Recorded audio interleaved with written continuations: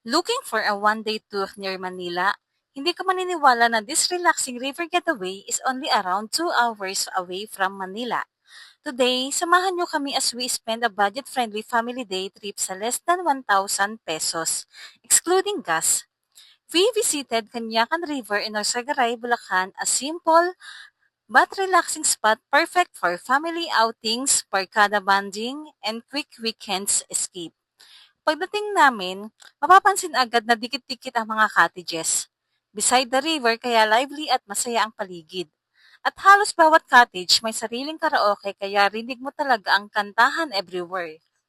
The cottage rental starts at around 400 pesos only, kaya sulit siya for budget-friendly bonding with family and friends. During our visit, mainit ang panahon kaya medyo warm din ang water at hindi gaanong maagos dahil hindi raw binuksan ang gate ng dam. Pero kahit ganun, marami pa rin ang nag-enjoy maligo, kumain, mag-videoke at mag-relax sa nature vibes ng place. Nagbaon na rin kami ng food and drinks for the whole family para mas tipid at mas enjoy ang bonding habang nasa cottage.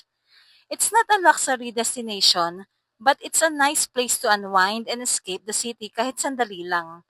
Reminder lang, make sure na magdala kayo ng extra clothes dahil mapapababad ka talaga sa tubig.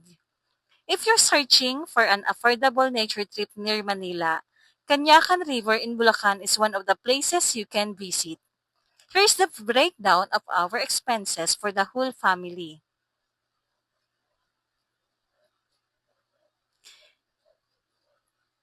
And before heading home, our last stop was at Savannah Place.